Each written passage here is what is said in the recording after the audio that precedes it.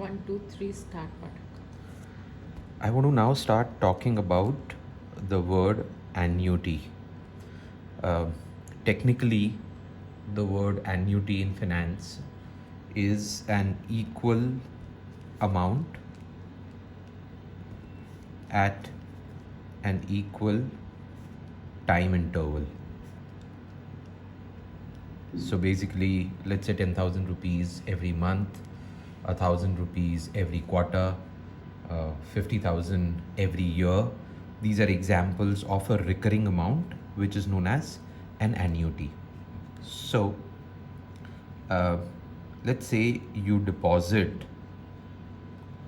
100 rupees per annum for the next 3 years. The bank pays 10% per annum. What do you get on maturity is what we want to find out. So for a moment, I'm not getting into an annuity formula or approach. Let's say I'm treating this as a simple FVIF, as if it's a single cash flow and not a recurring cash flow. So year 1, you deposit 100.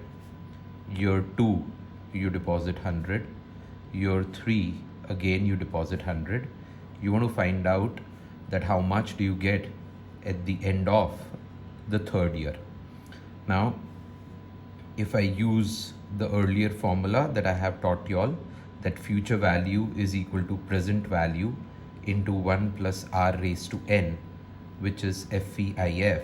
So I treat each 100 as a present value. I'm not treating 100 as an annuity over here. Then I need to multiply it by FVIF. So 1.10, the amount that is deposited in year 1, how much will it grow to at the end of the 3rd year? So it's going to fetch interest for 2 years. So 1.10 raised to 2 will be 1.21. So 1.21 into 100 will be 121. The amount deposited in the 2nd year will fetch interest for a period of 1 year, and that would be 110. And the amount that you have deposited in the 3rd year will not fetch any interest, so that will remain 100. So if I total up all of these, this will come to 331. So on maturity, at the end of the 3rd year, your annual deposits of 100 will grow to 331. So basically I've used this formula 3 times. However, I hope you can understand that had this been a 30-year deposit, we would have had to calculate this 30 times and then sum all of it up, which becomes very tedious. So using this formula 3 times or 30 times isn't very intelligent. Hence, what do I now do is I am saying that I want to use the annuity approach. So 100 rupees is an annuity which is going to go on for a time period of 3 years. And I want to calculate its future value. I'm saying future value is equal to annuity multiplied by future value interest factor of an annuity. So instead of FVIF, I am changing the factor to FVIFA at 10% for a period of 3 years. And instead of writing present value, I have written annuity. We know the annuity is 100 multiplied by the future value interest factor is calculated as 1 plus r raised to n minus 1 the whole divided by r.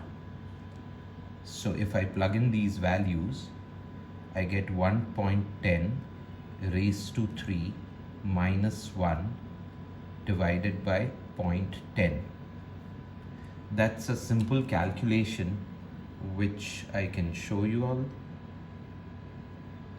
So that's 1.10 into equal to. So that's 1.331 minus 1 minus 1. So that's your numerator. 0.331 divided by 0.10. So that gives me a factor of 3.31 multiplied by 100 will give me 331 again. So that's my future value through the annuity formula, right? So I'm introducing the annuity formula to y'all, and this has implications for financial planning, which I'll talk about in the next illustration.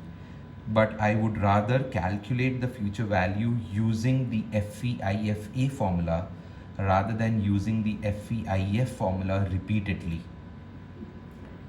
Thank you.